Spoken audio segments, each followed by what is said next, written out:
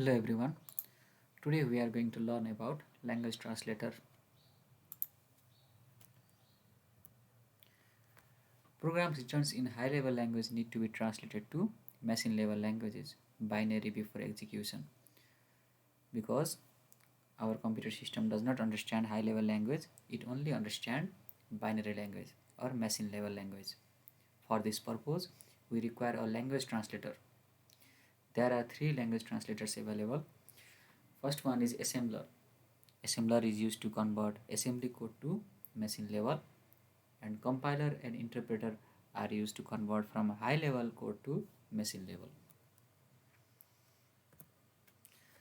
In our previous lectures, we classified programming language as low level and high level.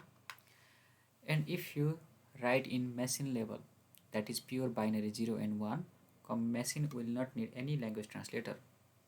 But if you write in assembly level language, you would need a language translator to convert those mnemonics back to machine level. That language translator is our assembler. Assembler is used to convert from assembly level language to machine level language. But if you want to convert from high level language to machine level language, then you need either compiler or interpreter. C programming uses compiler to convert from high level language to machine level. Another popular language, Python, uses interpreter to convert from high level language to machine level. There needs to be language translation. It's similar to our world. Suppose you went to visit Nepal. Everyone here speaks Nepali, their own language. And if you have come from China, you will have some trouble understanding Nepali language. There are two options for your communication. Either you learn Nepali and talk to Nepali people in their native language, or you can use a language translator, a middle person that could translate for you. In C programming, that middle person that does all the translation is compiler. Okay. So if you have written in assembly code, to convert it back to object code so that machine can understand, you need a language translator named assembler. This is our main concern, because the code we will be writing in a high level language, that is C, and that code will be converted to object code using compiler. As I have already mentioned, interpreter uses Python uses interpreter to do the same task. Okay, their both functionality is same, to convert high level language to machine level, but their mode of operation is different, or their working is different. So let's go through it again. If you have written in assembly language, you will need assembler to convert it to machine level language. And if you have written in high level language, then you have two options. If you are using compiler, then compiler will convert it to assembly language and assembler will convert it to machine level language. And if you are using interpreter instead of compiler, the same process begins. Okay. There are major steps involved during compilation of a source code in C programming. Let us go through them step by step. First, the source code you have written is passed to the preprocessor. Preprocessor does some preprocessing and gives us expanded code. The expanded, our source code was in the having extension of .c, but expanded code will have an extension of .i. That expanded code is sent to the compiler. Okay, let us first understand this source code being transferred to preprocessor and then to generating expanding code. So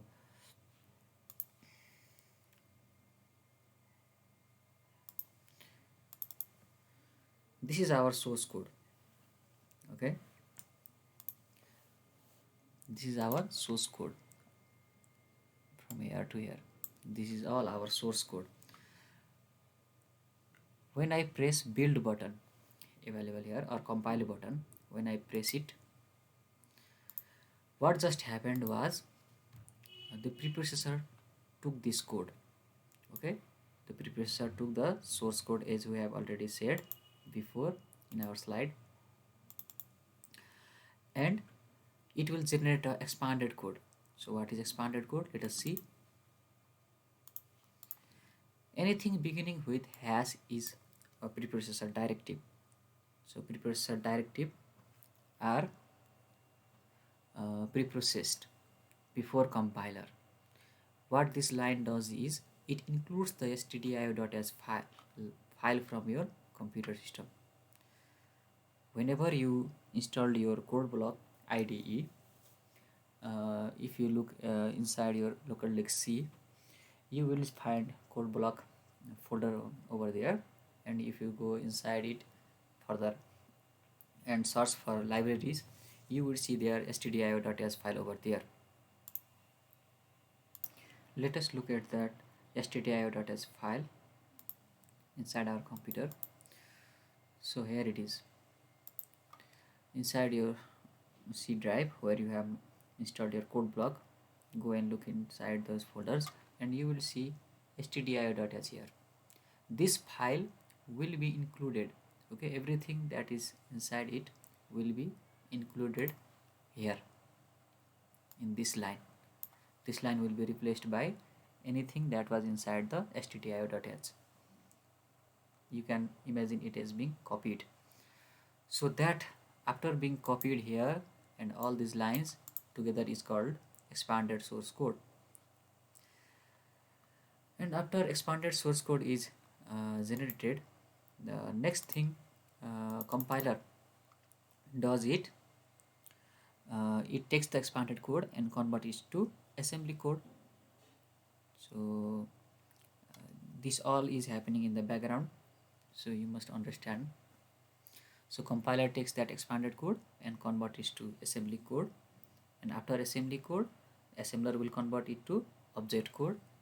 And since we have only one object in this case, because we are writing a single program, if you are writing a software is a collection of program, so there then you will have a collection of objects of all those programs, and if you have a collection of objects working together, then you must combine them together so they can perform smoothly. That combination is then done by linker. To combine all those object files and other library files is the task of a linker. Since we have only one object code, linker will take that object code and attach it with library files to generate a executable code.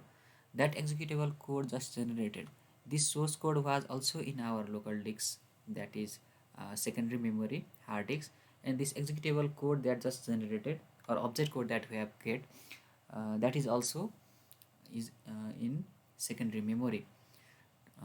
But to run, we have to take that object code from secondary memory to primary memory, and then primary memory to CPU through registers. For that purpose, what we can do next is press this run icon. Okay, we did building, and now we can run. This is compile, this is run. Okay, when we compile, the object code is generated that can be understood by the computer. Now we can run that code. If you press run, that object code is now loaded from your secondary memory to primary memory and then to the CPU through registers. And this is how hello world is printed here.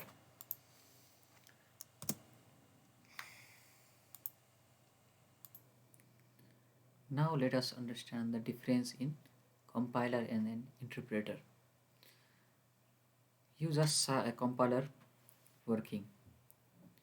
The compiler converted those whole lines into object codes all at once.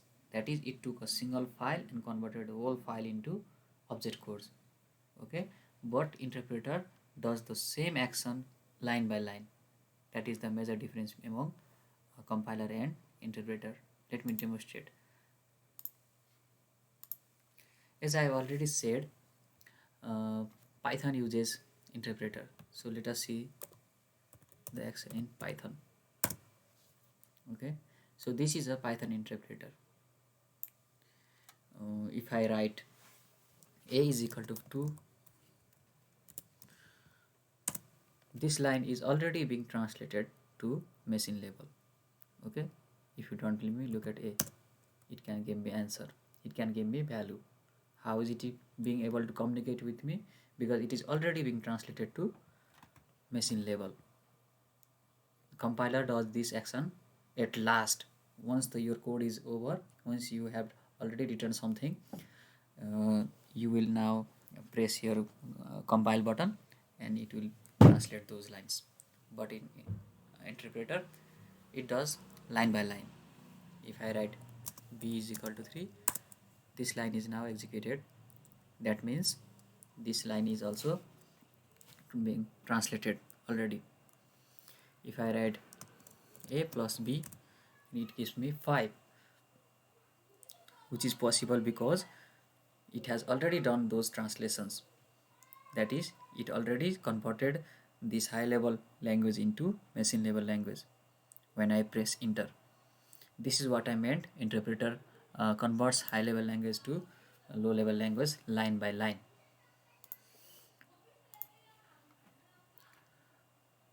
Next we will be talking about text editor and integrated development environment, but we will be talking about that in our next video. Thank you for watching.